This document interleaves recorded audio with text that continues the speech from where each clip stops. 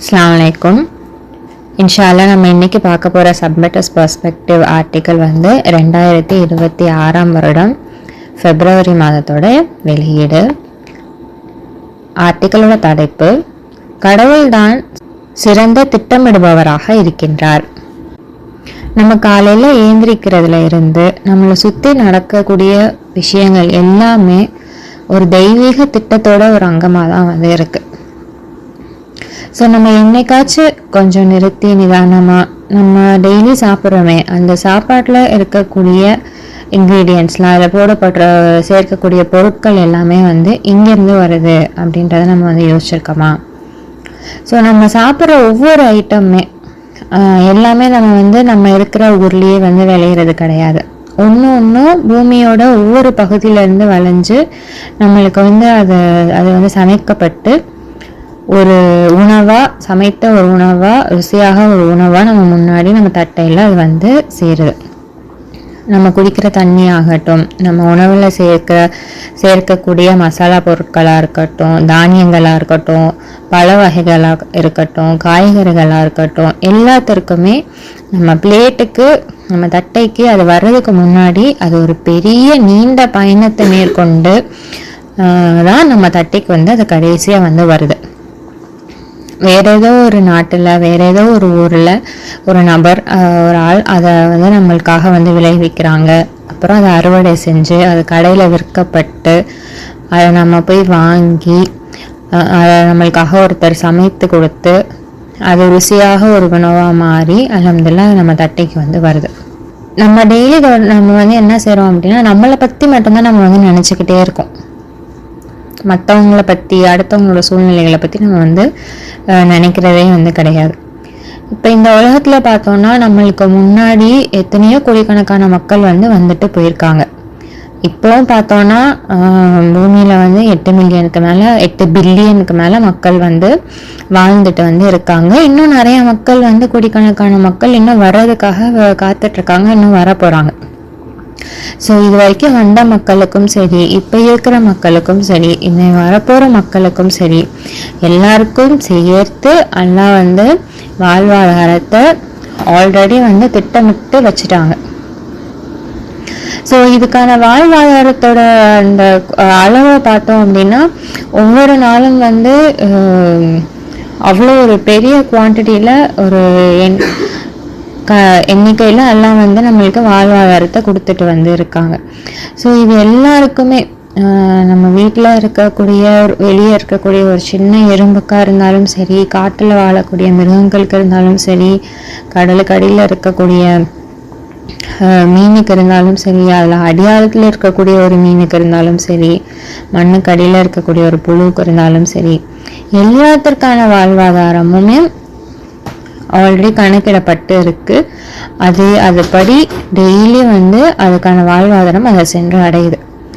So இது உடனேவும் வந்துடுறது கிடையாது. இதை விளைவிச்சு கொண்டு அந்த டைமுக்கு அந்த வேலை உணவுக்கு அந்த வாழ்வாதாரத்தை அந்த உணவை அந்த நபருக்கோ அந்த மிருகத்துக்கோ அந்த பூச்சிக்கோ அதை கொண்டு போய் சேர்க்கணும். இதுக்கு பின்னாடி எவ்வளோ பெரிய ஒரு கணக்கிடல் இருக்கணும், திட்டமிடல் இருக்கணும் அப்படின்றத நம்மளால கற்பனை கூட செஞ்சு பார்க்க முடியாது. எப்படி இதெல்லாமே அவ்வளோ அழகாக எந்தவித குழப்பங்களும் இல்லாமல் சீராக எப்படி இது நடந்துக்கிட்டு இருக்கு, இங்கேருந்து வருது, எப்படி ஒவ்வொருத்தருக்கும் அது போய் சேருது அப்படின்றத நம்ம நினச்சி பார்த்தோம்னா உண்மையிலேயே இது ரொம்ப பிரமிப்பூட்டக்கூடிய ஒரு விஷயமா தான் இருக்கு. ஒரு மனித மூளையினால இல்லை ஒரு மனிதரால் இதை கண்டிப்பாக செய்யவே முடியாது. அது தொடர்ந்து உலகளாவில் உள்ள மக்கள் அனைவருக்கும் சரி, மிருகங்களுக்கும் சரி, எல்லா உயிரினங்களுக்கும், இந்த பூமியில் இருக்கக்கூடிய எல்லா உயிரினங்களுக்கும் எல்லாத்துக்குமே தொடர்ந்து அதுக்கான வாழ்வாதாரம் சென்று அடையுது அப்படின்னா, கொஞ்சம் கூட எந்த ஒரு தவறுமே இல்லாமல் சென்றடையுது அப்படின்னா அதுக்கு பின்னாடி இருக்கக்கூடிய அந்த திட்டமிடல் எவ்வளோ பெருசாக இருக்குது. அந்த திட்டமிடலை செஞ்ச அந்த மாஸ்டர் மைண்ட் எப்படி இருக்கும், அதுதான் உண்மையாலே மாஸ்டர் மைண்ட். அது நம்மளோட ரட்சகரால் மட்டும்தான் முடியும் அப்படின்றத நம்மளால் புரிஞ்சுக்க முடியும். ஸோ இன்னும் வந்து நம்ம சொல்லணும்னா, நம்ம வாழ்க்கையில் நம்ம சாப்பிட்றது யோசிச்சா அது இவ்வளோ பெரிய ஒரு பிரமிப்பூட்டக்கூடிய ஒரு விஷயமா வந்து இருக்குது. அது மட்டும் இல்லாமல் எல்லாம் வந்து நம்மளோட வாழ்க்கையில் எல்லாத்தையுமே வந்து திட்டமிட்டு தான் வந்து வச்சுருக்காங்க. ஒவ்வொரு விஷயமும் எல்லாமே நுணுக்கமாக வந்து ஆல்ரெடி எல்லாம் பிளான் பண்ணபடி தான் வந்து நடந்துட்டு இருக்கு. நம்ம வந்து பிறக்கிறதுல ஆரம்பித்து எந்த குடும்பத்தில் நம்ம வந்து பிறக்கிறோம், நம்ம வந்து யாரை கல்யாணம் முடிச்சு போகிறோம், கல்யாணம் முடிச்சு போகிறதுக்கு அது மூலயமா நம்மளுக்கு வந்து என்ன பிள்ளைகள் வந்து யார் வந்து நம்மளுக்கு பிள்ளைகளாக பிறக்க போகிறாங்க, அந்த பிள்ளைகளுக்கு திருமணம் ஆகி அவங்க போகிறப்போ அது மூலயமா நம்மளுக்கு எந்த சொந்தங்கள் வந்து நம்மளுக்கு கிடைக்க போகுது, நம்ம எந்த வீட்டில் இருக்க போகிறோம், என்ன வேலை செய்ய போகிறோம், எந்த கம்பெனியில் வேலை பார்க்க போகிறோம், எந்த சமூகத்தில் இருக்க போகிறோம் அப்படின்றது எல்லாமே ஒவ்வொரு நுணுக்கம். நீங்கள் எந்த கேள்வி கேட்டாலும் எதை பற்றி நீங்கள் யோசித்தாலும் எல்லாமே வந்து அல்ல ஆல்ரெடி திட்டமிட்டு வச்சுட்டாங்க. அதுபடி தான் இப்போ வந்து போய்கிட்டு இருக்கு, அதுபடி தான் போகும். சூரா 13 நம்ம பார்த்தோம்னா அது நல்லா சொல்கிறாங்க, உங்களை பார்த்துக்கிறதுக்காகவும் சரி உங்களை கண்காணிக்கிறதுக்காகவும் நீங்கள் செய்கிற காரியங்களை வந்து ரெக்கார்ட் பண்ணுறதுக்காகவும் கணக்கிடுறதுக்காகவும் நான் வந்து மாணவர்களை வந்து நிர்ணயித்து வச்சுருக்கேன் அப்படின்னு வந்து சொல்கிறாங்க. நம்ம கூட மாணவர்கள் வந்து இருக்காங்க அப்படின்னு சொல்லிட்டு. ஸோ நம்ம வாழ்க்கையில் நடக்கக்கூடிய ஒவ்வொரு சின்ன காரியங்களுக்கும் எல்லா நுணுக்கங்களுக்குமே வந்து அல்லாஹ் தான் வந்து பிளான் பண்ணி வச்சுருக்காங்க. அவர் தான் வந்து அல்டிமேட் பிளானராக வந்து இருக்காங்க. ஸோ அல்லாஹ்வோட இவ்வளோ பெரிய திட்டத்தை வந்து செயல்பாட்டுக்கு கொண்டு வர்றது வந்து யார் மூலியமாக எல்லாம் செய்கிறாங்க அப்படின்னா மாணவர்களை வச்சு தான் வந்து எல்லா காரியங்களையுமே வந்து எல்லாம் செய்கிறாங்க. ஸோ அப்போது இவ்வளோ அந்த மாணவர்களோட எண்ணிக்கை வந்து அவங்களுக்கே தெரியாது அப்படின்னு சொல்கிறாங்க. ஸோ இது எதுக்கெல்லாம் வந்து இவ்வளோ மாணவர்களை வச்சு செய்கிறாங்க அப்படின்றத நம்ம எதுக்கு தெரிஞ்சுக்கணும் அப்படின்னா, அந்த காரியத்தை எல்லாம் வந்து எவ்வளோ நுணுக்கமாக வந்து அந்த டைம் கரெக்டாக ப்ரிசைஸாக அந்த செகண்டு அந்த இதில் கரெக்டாக செய்கிறதுக்கு நல்லா வந்து ஏஞ்சல்ஸ் வச்சு செய்கிறாங்க அப்படின்றத நம்ம வந்து இது மூலயமா வந்து புரிஞ்சுக்கிறோம். அது மட்டும் இல்லாமல் அல்லாஹ்வோட ஆட்சி அதிகாரம் வந்து எப்படி இருக்குது, எவ்வளோ ஆழமானதாக இருக்குது, அது என்னென்னலாம் சேர்ந்து இருக்குது அப்படின்றதையும் நம்ம வந்து தெரிஞ்சுக்கிறோம்.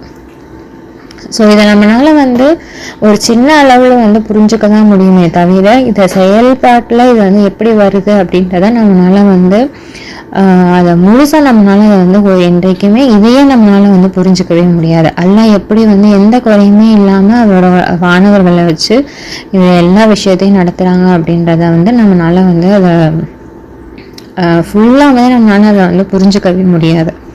அது மட்டும் இல்லாமல் வானங்களாக இருக்கட்டும், நம்ம இருக்க இப்போ பூமியாக இருக்கட்டும், சூரியன், சந்திரன், அப்புறம் இருக்கக்கூடிய நட்சத்திரங்கள், இது எல்லாமே வந்து அல்லாஹ்வோட சிறந்த திட்டத்தில் சிறந்த வடிவமைப்பில் அல்லாஹ் வந்து படைச்சிருக்காங்க. இது எதையுமே அல்லாஹ் வந்து சும்மா படைக்கலை, எல்லாத்துக்குமே அதுக்கான காரணம் இருக்குது, அதுக்கான பர்பஸ் இருக்குது. அதை வச்சு தான் எல்லாம் வந்து படைச்சிருக்காங்க. எதையுமே நான் வீணருக்காக படைக்கலை அப்படின்னு எல்லாம் வந்து சொல்கிறாங்க. சூரா 10:5. அது மட்டும் இல்லாமல் சூரா 15:85. ஸோ இப்போ நம்ம வந்து மலைகளை பார்க்குறோம், மரங்களை பார்க்குறோம், ஒன்று ஒவ்வொரு மாதிரி வந்து இருக்குது. மரங்கள் வந்து பாறைகளானதாக இருக்குது, மரத்தை வந்து எல்லாம் அது வேறு மாதிரி வந்து செல்களை வச்சு கடினமாக அதை வந்து ஒரு மாதிரியெல்லாம் வந்து டிசைன் பண்ணியிருக்காங்க, படைச்சிருக்காங்க. ஸோ எதை வச்சு எதை உருவாக்கணும், எப்படி இருக்கணும், அதோட மூலக்கூட்கள் எப்படி இருக்கணும் அப்படின்றத அதுதான் அல்லாதான் அதை வந்து வடிவமைச்சிருக்காங்க. ஸோ நம்மளோட வானங்கள் வந்து எப்படி இருக்கணும் நம்ம பார்க்குறப்போ அதையும் எல்லாம் தான் வந்து வடிவமைச்சிருக்காங்க. நம்மளோட பூமியோட வடிவம் எப்படி இருக்கணும், ஒவ்வொரு கோள்களோட வடிவம் எப்படி இருக்கணும், அதோட சைஸ் எப்படி இருக்கணும், அளவு எப்படி இருக்கணும், அதோட என்ன வண்ணங்கள் அது வந்து இருக்கணும், அதில் என்னென்ன விஷயங்கள் வந்து இருக்கணும்.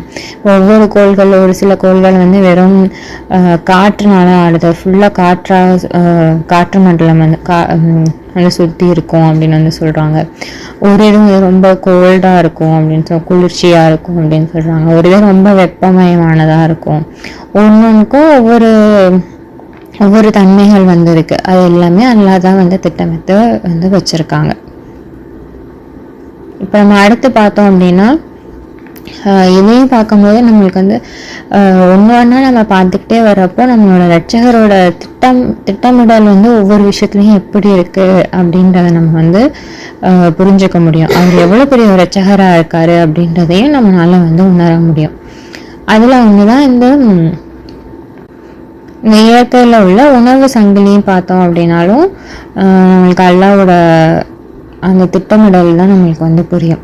ஸோ ஒன்ஸ் வந்து நான் ஒரு டாக்குமெண்ட்ரி பார்த்துட்டு இருந்தப்போ ஒரு புலி வந்து ஒரு மாடை வந்து அதை துரத்தி பிடிச்சி அது வந்து அதை சாப்பிடுது.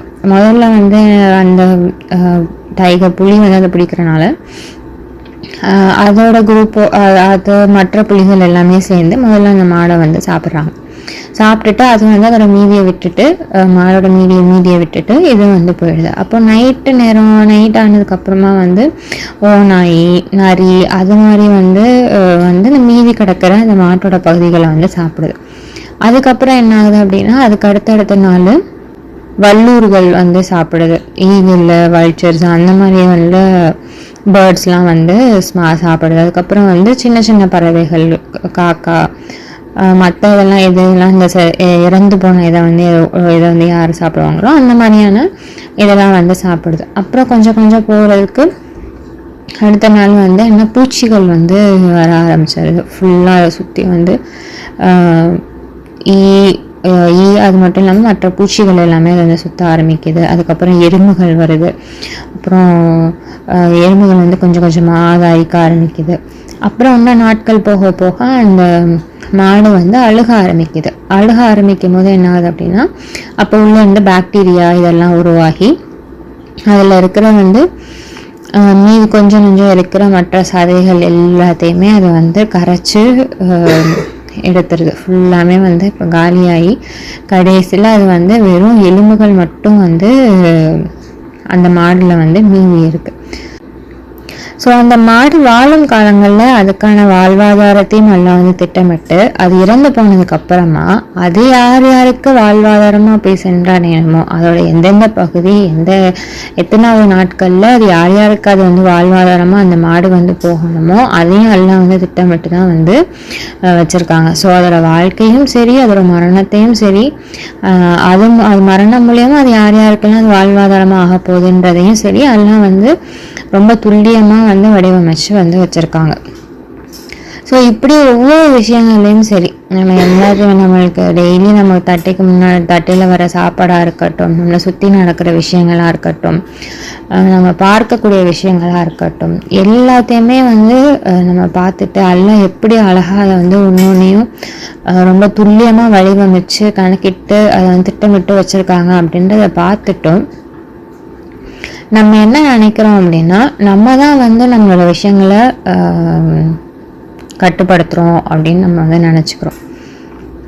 ஸோ நம்மளுக்கு வந்து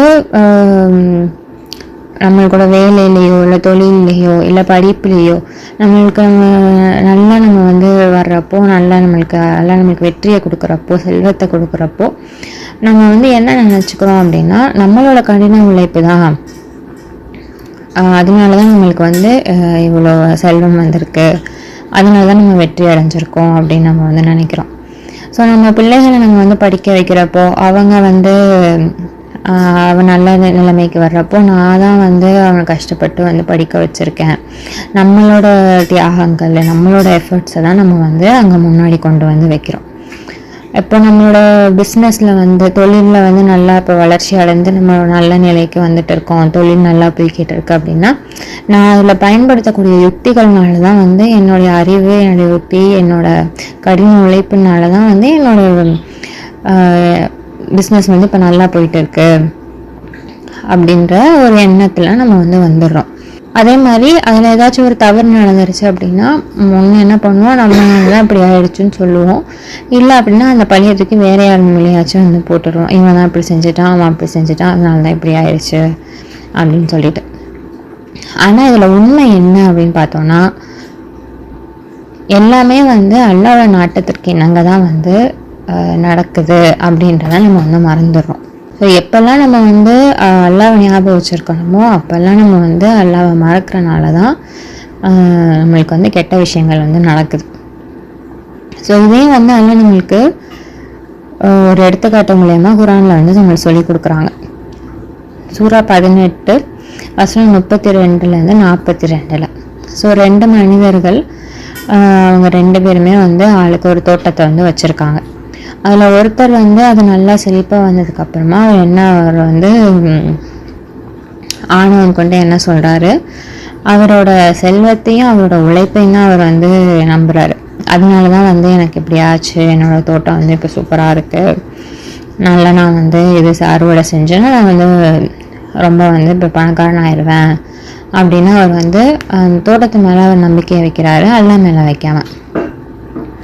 அதனால என்ன ஆகுது அப்படின்னா, அவங்க போய் பார்க்குறப்போ அவங்க தோட்டமே வந்து அங்கே இல்லாமல் போயிடுது. கடைசியில் அவங்களுக்கு வருத்தமும் கவலையும் தான் வந்து மிஞ்சுது. ஸோ இது மூலியமா எல்லாம் நம்மளுக்கு வந்து என்ன சொல்கிறாங்க அப்படின்னா, நம்ம எவ்வளோதான் அதை எஃபர்ட் போட்டு நல்லாவே அது வந்தாலும் அல்லாவை நம்ம முன்னாடி அங்கே கொண்டு போய் வைக்கல அப்படின்னா, அல்லா மீது நம்மளோட நம்பிக்கையை வைக்கல அப்படின்னா, அதை கடைசியில் வந்து போய் வந்து தோல்வியில் தான் முடியும், கவலையில் தான் முடியும் அப்படின்றதான் நம்ம இதில் வந்து தெரிஞ்சுக்கிறோம்.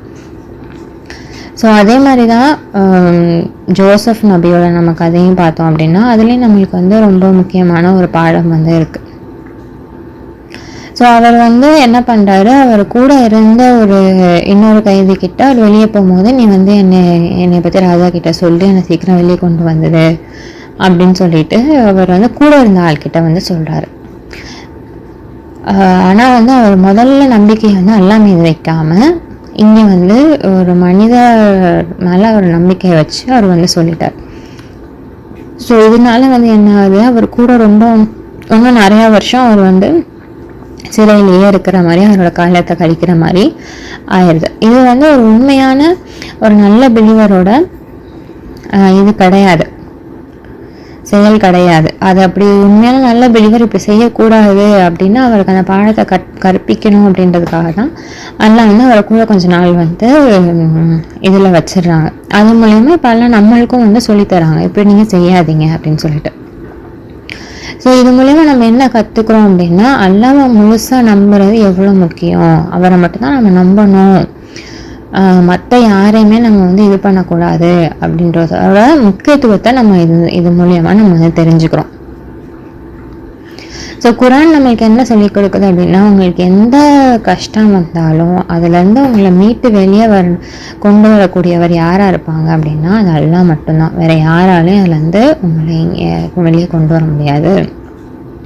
அப்படி நம்ம வேறு யாரையாச்சும் நம்பி போனோம் அப்படின்னா நம்மளோட திட்டங்கள் எதுவுமே வந்து நல்லபடியாக அது வந்து முடியாது அப்படின்றதையும் நம்ம வந்து இதில் வந்து தெரிஞ்சுக்கலாம். ஸோ இது மட்டும் இல்லாமல் இன்னொரு பாடமும் நம்மளுக்கு மோசஸ் கடவுள்லேருந்து வந்து இருக்குது. ஸோ அவர் ஞானத்தை தேடி நான் வந்து போகிறேன், அறிவை தேடி போகிறேன் அப்படின்னு சொல்கிறப்போ, நான் வந்து போய் அடையிற வரைக்கும் நான் வந்து ஓய மாட்டேன் அப்படின்னு சொல்லிட்டு அவர் வந்து போகிறாரு. ஆனால் வந்து அவர் அதுக்கிட்ட நெருங்கினதுக்கப்புறமா அவர் வந்து அதுக்கான அறிகுறியை வந்து அவர் வந்து மிஸ் பண்ணிடுறாரு. ஸோ அவர் வந்து திரும்ப வர்ற மாதிரி வந்து ஆயிடுது. ஸோ நம்ம வந்து எப்போ நம்மளை வந்து ஒரு விஷயத்த நான் தான் தனியாக செய்கிறேன் அப்படின்னு நம்ம வந்து நானே செஞ்சுருவேன், என்னால் செய்ய முடியும் அப்படின்னு நம்ம வந்து எப்போ நினைக்கிறோமோ அப்போ தான் அங்கே வந்து ஷைத்தான் வந்து வருவான். ஸோ இந்த கதைகள் மூலியமாக இவங்களோட வரலாற்று மூலியமாக நம்மளுக்கு என்ன தெரியுது அப்படின்னா, ஸோ ப்ராஃபிட்ஸாகவே இருந்தாலும் நபிமார்களாகவே இருந்தாலும் ஒரு சில இடத்துல அவங்க வந்து தவறுகளை வந்து செய்கிறாங்க, அவங்களையே வந்து நம்புகிறாங்க, இல்லை அப்படின்னா மற்றவர்கள் மீது அவங்களோட முதல் நம்பிக்கை வந்து போகுது. ஸோ இதெல்லாம் தப்பு அப்படின்னு நம்மளுக்கு வந்து சொல்கிறாங்க. ஸோ உண்மையான வெற்றி வந்து எப்போ வரும் அப்படின்னா, அல்லாஹ் மீது நம்மளோட நம்பிக்கையை முதலும் முற்றிலும் முழுசுமாக அவரை மேலே வச்சா மட்டும்தான் நம்ம வந்து வெற்றி அடைய முடியும். அது இந்த உலக வாழ்க்கையில் நம்ம கிடக்கக்கூடிய விஷயங்களாக இருக்கட்டும், மறு உலக சார்ந்த வெற்றியாக இருக்கட்டும், எல்லாமே வந்து நம்ம அல்லாஹ் மீது நம்மளோட முழு நம்பிக்கையை வச்சா மட்டும்தான் அது வந்து நம்மளுக்கு வெற்றியாக வந்து முடியும். ஸோ எப்போவுமே எல்லா விஷயத்துலையுமே நம்ம வந்து முழு பொறுப்பை அல்லாஹ் கிட்ட வந்து கொடுத்துட்டு, அல்லாஹ் நீங்கள் இந்த விஷயத்தோட பொறுப்பை வந்து உங்ககிட்ட நான் கொடுத்துருந்தேன், அல்லாஹ் உங்ககிட்ட நான் முழுசாக பொறுப்பை ஒப்படைச்சிட்றேன், நீங்கள் தான் எல்லாம் பார்த்துக்கணும் அப்படின்னு விட்டுட்டோம் அப்படின்னா, அது வந்து நம்மளுக்கும் வந்து அந்த விஷயம் எப்படி போகும் அப்படின்ற டென்ஷனோ பதட்டமோ எதுவுமே வந்து இருக்காது. நம்மளும் வந்து ரிலாக்ஸ் ஆயிடுவோம். அந்த காரியத்தை நம்ம வந்து பொறுமையாக ஆனால் நம்ம செய்ய வேண்டிய விஷயங்களை வந்து கரெக்டாக அதுக்கு சின்சியராக நம்ம வந்து செஞ்சு முடிச்சிடணும். அப்போ தான் வந்து அல்லா நம்மளுக்கு அந்த காரியத்தை வந்து வெற்றியாக்கி தருவாங்க. நான் அல்லாஹ்கிட்ட பொறுப்பை ஒப்படைச்சிட்டேன், நான் இதை வந்து எப்படி வேணாலும் என்ன தானும் செய்வேன் அப்படின்னும் நம்ம செய்யக்கூடாது. அல்லாஹ்கிட்ட பொறுப்பை ஒப்படைச்சிட்டு நம்மளோட முழு முயற்சியில் நம்மளால் எவ்வளோ முடியுமோ அந்த சிறந்த வழியில் அதை செஞ்சு முடித்தாதான் அல்லாஹ் வந்து அதுக்கான கூலியை நம்மளுக்கு வந்து கொடுப்பாங்க. இதனால் நம்ம எப்போவுமே எல்லா விஷயத்துலையுமே வந்து ஞாபகம் வச்சுக்கணும். ஆனால் ஆரம்பத்தில் அல்லாஹ் காமிக்கக்கூடிய விஷயங்கள் நம்மளுக்கு வந்து அச்சுறுத்தக்கூடியதாகவும் என்ன இது இப்படி இருக்கே அப்படின்ற மாதிரியும் நம்மளுக்கு வந்து இருக்கும். அதுக்கு எக்ஸாம்பிளாக நம்ம பார்த்தோன்னா சூரா 20:40 மோசஸோட வாழ்க்கையை தான் நம்ம வந்து அதில் பார்க்குறோம். மோசஸ் வந்து குழந்தையாக இருக்கிறப்போ அவங்க அம்மா கிட்ட வந்து நீ போய் அவரை போய் அந்த நதியில் வச்சு தள்ளிவிடு அப்படின்னு வந்து சொல்கிறாங்க. அல்லாஹ் தான் அந்த திட்டத்தை போட்டு கொடுக்குறாங்க. அந்த பாப்பா வந்து இதில் வச்சு அனுப்பிச்சி விடு மோசஸை அப்படின்னு சொல்லிட்டு. இதை வந்து கேட்குறப்போ இது வந்து ரொம்ப ஆபத்தான ஒரு விஷயமா, ஆற்றில் போய் எப்படி பிள்ளைய வச்சு எப்படி விட முடியும்? ப்ராக்டிக்கலாக இப்போ நம்மளுக்கு எதற்கு ஆறு இருக்குது, கையில் புள்ள இருக்குது, வச்சு விடு அப்படின்னா நம்ம விடுவோமா? அது வந்து எவ்வளோ ஒரு மனசுக்கு எப்படிப்பட்ட ஒரு விஷயமா அது வந்து இருக்குது. ஆனால் அதை அல்லாஹ் வந்து செய்ய சொல்கிறாங்க. அல்லாஹ் மீது நம்பிக்கையை வச்சு அந்த தாயும் அதை செய்கிறாங்க. அதோட ஆபத்தை அவங்க வந்து நேரில் பார்த்துருந்தாலும் அது அவங்களால உணர முடிஞ்சாலும் அவங்க வந்து அல்லாஹ் சொல்கிறாங்க அப்படின்னு சொல்லிட்டு அல்லாஹ் மேலே முழு நம்பிக்கை வச்சு அவங்க செய்கிறாங்க. அதுக்கான விளைவு என்ன ஆகுது? மோசஸ் வந்து சேஃபாக போய் வந்து லேண்ட் ஆகிறாரு. ஃபேரோட வீட்லேயே கொண்டு போய் அல்லாஹ் வந்து சேர்க்குறாங்க. ஃபேரோட வீட்லேயே அவர் வந்து வளர்றாரு. திரும்ப அவங்ககிட்டயே போய் அல்லாஹ் வந்து அவனை சேலஞ்ச் பண்ண வைக்கிறாங்க மோசஸை. ஸோ இது எல்லாமே வந்து அல்லாஹ்வோட திட்டமாக தான் இருக்குது. அவங்களுக்கு தான் வந்து அதை வெளியே பார்க்குறதுக்கு தான் இது வந்து பயங்கரமான ஒரு இதாக தெரியும். ஆனால் அல்லாஹ்க்கு அந்த ஆறு வந்து ஒன்றுமே இல்லை. நம்ம இதுலேருந்து தான் பார்க்குறோம் இது வந்து ரொம்ப பயங்கரமானது, எப்படி வந்து நம்ம விடுறது அப்படின்னு. அல்லாஹ்வோட இதுலேருந்து பார்த்தா அல்லாஹ்வுக்கு அது ஒரு விஷயமே வந்து கிடையாது. அல்லாஹ் அதை ஈஸியாக ஹேண்டில் பண்ணிடுவாங்க. ஸோ அல்லாஹ்வோட டிசைன் வந்து எப்போவுமே வந்து அது பர்ஃபெக்டாக தான் இருக்கும் அப்படின்றத நம்ம முழுசாக வந்து நம்பணும்.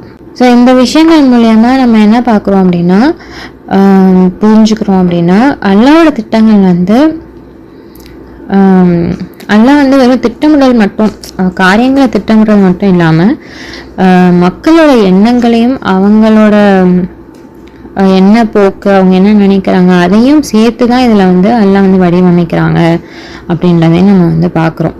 ஸோ நம்ம நினச்ச விஷயம் நம்ம நினச்சபடியே போச்சு அப்படின்னா அல்லாஹ் வந்து ஓகே இது வந்து நல்லா தான் இருக்கும், எனக்கு அது நல்லது தான் அப்படின்னு அல்லாஹ்வோட நாட்டத்திற்கு இணங்க சரி நடக்கட்டும் அப்படின்னு வந்து அல்லாஹ் வந்து அதை அப்படியே கொண்டு போவாங்க. அதை அப்படியே விடுறதுனால தான் நம்ம நினச்ச விஷயங்கள் நம்ம நினச்ச மாதிரி நடக்குது.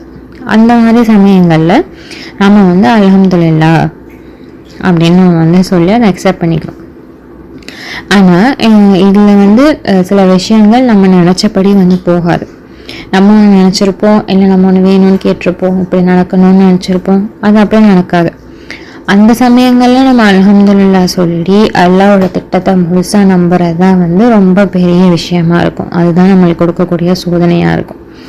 ஆனால் அந்த டைமில் தான் நம்ம வந்து கண்டிப்பாக அல்லாஹ்க்கு வந்து ரொம்ப நம்ம வந்து நன்றியோடு வந்து இருக்கணும். ஸோ அல்லாஹ் நம்மளை வந்து ஒரு பெரிய கெட்டதுல இருந்தோ, நம்மளுக்கு கண்ணுக்கு தெரியாத ஆபத்துலேருந்து, இல்லை நம்ம அப்படி அந்த சூழ்நிலைக்கு போயிருந்தோம் அப்படின்னா நம்மளுக்கு ஏதோ தீங்கு வந்திருக்கோம், இல்லை நம்ம ஏதோ தப்பு பண்ணியிருப்போம், ஏதோ ஒன்று நம்ம ஆன்மாவுக்கு அது நல்லதில்லை, அதனால அல்லாஹ் தடுத்துட்டாங்க, என்கிட்ட ஒரு கெட்ட விஷயம் வராமல் போயிடுச்சு அப்படின்னு தான் நம்ம நினச்சி ரொம்ப சந்தோஷப்பட்டு இன்னும் அல்லாஹ்க்கு நம்ம வந்து அதிகம் நன்றி தான் வந்து செலுத்தணும். ஏன்னா அல்லாஹ் வந்து அதை விட ஒரு சிறந்த விஷயத்த எது நம்மளுக்கு நல்லதோ அதெல்லாம் நம்மளுக்கு வந்து தருவாங்க அப்படின்ற நம்பிக்கையோடு நம்ம வந்து இருக்கணும். ஆனால் இந்த மாதிரி சமயங்களில் நம்ம என்ன பண்ணுவோம் அப்படின்னா சோகமாயிட்டு கவலைக்கு போயிடும். என்னடா நம்ம கவலையாயிரும், என்னடா நம்ம திட்டமிட்டதெல்லாம் இப்படி வந்து சொதப்பிடுச்சு, எல்லாமே வந்து இப்படி ஆயிடுச்சு அப்படின்னு சொல்லிட்டு. ஸோ நம்ம வந்து அப்போ தான் நம்ம வந்து அல்லாஹ் தான் சிறந்த திட்டமிடுபவர் அப்படின்றத நம்ம மறந்துட்டு நம்ம எடுக்கக்கூடிய விஷயங்கள் செய்யக்கூடிய செயல்கள் தான் வந்து இதெல்லாம். அந்த டைமில் நம்ம கொஞ்சம் நிறுத்தி நிதானமாக எல்லாம் இது வரைக்கும் நம்ம வாழ்க்கையில் வந்து ஏதாச்சும் இப்படி பண்ண விட்டுருக்காங்களா, இல்லை நம்பிக்கையாளர்கள் வந்து அவங்களோட முழு பொறுப்பு எல்லாமே தான் வந்து செலுத்தணும், எல்லாமே தான் வைக்கணும், அப்படி வச்சா எல்லாம் வந்து எல்லாத்தையும் நம்ம சரி பண்ணி தருவாங்க அப்படின்றத நம்ம வந்து திரும்ப நம்மளுக்கு நம்மளே வந்து சொல்லிக்கணும். ஏன்னா ஒரு ஒரு இலை உதிர்வது கூட எனக்கு தெரியாமல் விழுகிறது இல்லை, நான் நாடி தான் அதுவும் விழுகுது அப்படின்றத எல்லாம் வந்து சொல்கிறாங்க. ஸோ அப்போ ஒரு இலையை கூட அது என்ன டைமுக்கு கீழே விழுகணும், அது என்ன கலரில் மாதிரி விழுகணும், அது எந்த வருடத்தில் எந்த மாதத்தில் அது வந்து விழுகணும், எந்த நேரத்தில் எந்த செகண்டில் அது வந்து விழுகணும் அப்படின்றத வந்து ஒரு இலைக்கு கூட எல்லாம் வந்து அவ்வளோ பர்ஃபெக்டாக ஒரு பிளான் வச்சுருக்கிறப்போ நம்பிக்கையாளர்களுக்கு கண்டிப்பாக எல்லாம் சிறந்ததை வந்து தருவாங்க அப்படின்றத நம்மளுக்கு நம்மளே திரும்ப திரும்ப திரும்ப திரும்ப சொல்லி நம்ம என்றைக்குமே வந்து எல்லாம் நம்மளுக்கு கொடுத்ததுக்கு வந்து நம்ம வந்து அன்அப்ரிஷியேட்டிவ் ஆயிடாமல் நம்ம எல்லாருக்கு அதிகம் அதிகம் வந்து நன்றி செலுத்திக்கிட்டே தான் வந்து இருக்கணும். ஸோ நம்ம வந்து நம்மளோட பிள்ளைங்க வந்து நம்ம நினச்சபடி வந்து வரல, அவங்க வேறு ஏதோ ஒரு வழியில் வந்து அவங்க போகிறாங்க, இல்லை அவங்க சூஸ் பண்ண பார்ட் வந்து வேறு மாதிரி இருக்குது, இல்லை வேலை வந்து கிடைக்கல, நம்ம நினச்ச வேலைக்கு வந்து போகலை, ஏதோ ஒன்று நம்ம நினச்சதை நம்ம செய்யலை அப்படின்றப்போ நம்ம வந்து கவலையாயிடும். அல்லாவோட பிளான் அப்படி கவலையாகிறனால என்ன ஆகும் அப்படின்னா நம்ம வந்து அல்லாவோட திட்டத்திற்கு நம்ம வந்து அங்கே அடிப்பணியை வந்து மறுக்கிறோம். இல்லை நான் நினச்சதான் நடக்கணும் அப்படின்னு நம்ம வந்து நினைக்கிறோம். ஸோ எதிர்காலத்தை பற்றி நம்ம வந்து கவலைப்பட்டுக்கிட்டே வந்து இருக்கோம். அதாவது எல்லாமே ஆல்ரெடி அல்லா தான் திட்டமிட்டு தான் வச்சுருக்காங்க, அல்லாவோட கண்ட்ரோலில் தான் இருக்குது அப்படின்றத வந்து மறந்துட்டு நம்ம எதிர்காலத்தை நினச்சி வந்து கவலைப்பட்டுக்கிட்டே வந்து இருக்கோம். அதை வந்து நம்ம வந்து செய்யக்கூடாது. ஸோ ஏன்னா இந்த உலகத்தில் நடக்கிறது வந்து எல்லாமே வந்து உங்களுக்கு நடக்கிறதா இருந்தாலும் சரி, மற்றவங்களுக்கு நடக்கிறதாலும் சரி, எல்லாம் ஆல்ரெடி ரெக்கார்ட் பண்ணப்பட்டு தான் இருக்குது. படைப்புக்கு முன்னாடியே எல்லாமே நான் ரெக்கார்ட் பண்ணிட்டேன் அப்படின்னு எல்லாம் வந்து சொல்கிறாங்க. இது அல்லாஹ்வுக்கு செய்கிறது ரொம்ப ஈஸி அப்படின்னும் எல்லாம் வந்து சொல்கிறாங்க. அதனால நீங்கள் வந்து உங்களுக்கு எதுவும் வரலையா அதை நினச்சி நீ கவலையும் படாத, உனக்கு ஏதாச்சும் கொடுக்குறேன்னா அதை நினச்சி நீ பெருமையும் படாத. ஏன்னா அல்லாஹ்வுக்கு வந்து பெருமையாக இருக்கிறவங்களையும் அல்லாஹ்வுக்கு வந்து பிடிக்காது அப்படின்னு வந்து சொல்கிறாங்க. ஸோ இதை வந்து நம்ம தெளிவாக வந்து நம்ம புரிஞ்சுக்கிட்டு நம்ம மனசில் நம்ம நல்ல இதை வந்து பதிய வச்சுக்கிட்டோம் அப்படின்னா வாழ்க்கையில் நடக்கக்கூடிய ஒவ்வொரு சுச்சுவேஷனையுமே நம்ம வந்து அமைதியாக, சந்தோஷமாக, மகிழ்ச்சியாக நம்ம வந்து கடந்து வந்து போயிடலாம். ஏன்னா இது ஆல்ரெடி வந்து யாரால் எழுதப்பட்டது அப்படின்றத நம்ம வந்து தெரிஞ்சுக்கிறோம். அதில் ஞானமிக்கவர் நம்மளோட ரட்சகர்னால எல்லாத்தையும் படைச்சவரே அவர் தான். அவர் போட்ட திட்டம் வந்து ஏதாச்சும் நல்லா இல்லாமல் இல்லை தவறாக வந்து போயிடுமா? சான்ஸே இல்லை.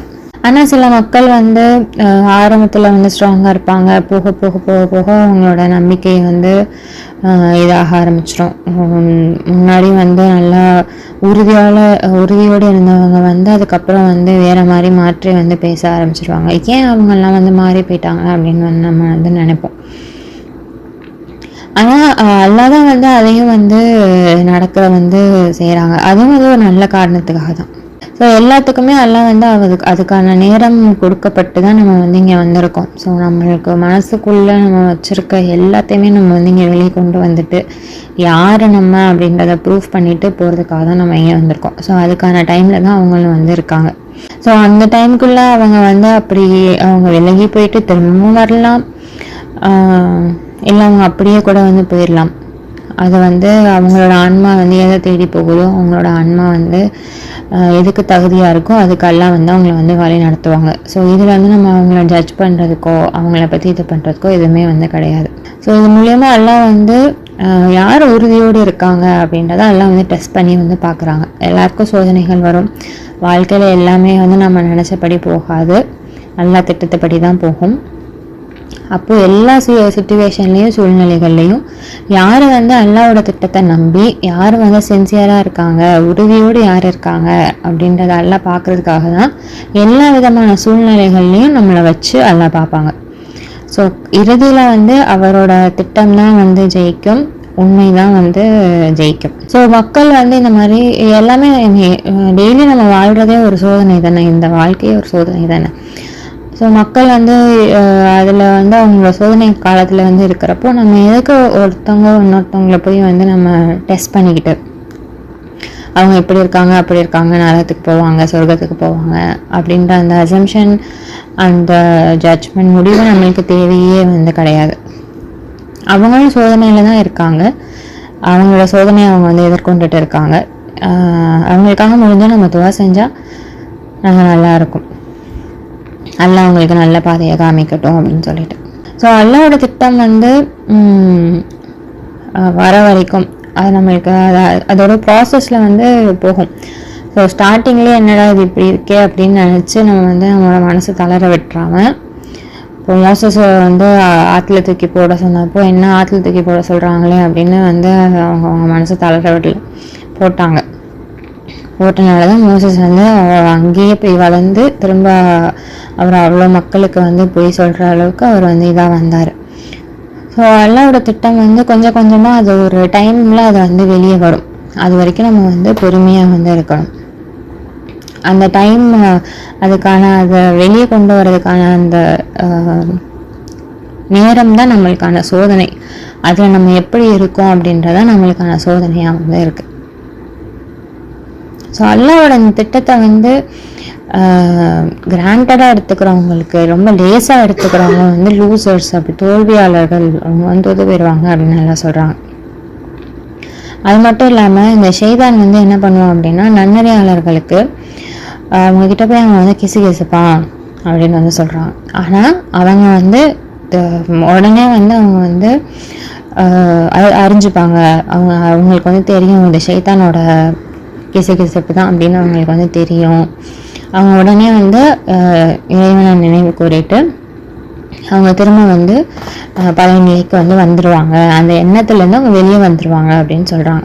ஸோ இந்த இது மூலமாக நம்ம என்ன புரிஞ்சுக்கிறோம் அப்படின்னா, இந்த மொத்த பிரபஞ்சமே, இதில் இருக்கக்கூடிய எல்லா விஷயங்களும், நெருப்புலேருந்து தண்ணி வரைக்கும் எல்லா விஷயங்களும்,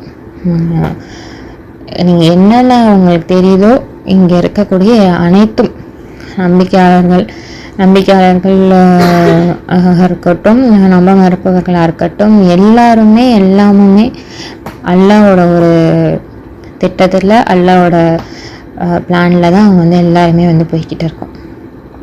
ஸோ எல்லாரோட வாழ்க்கையோட அங்கத்தையும் ஒவ்வொன்றையும் அல்லாஹ் தான் வந்து திட்டமிட்டு வந்து வச்சுருக்காங்க.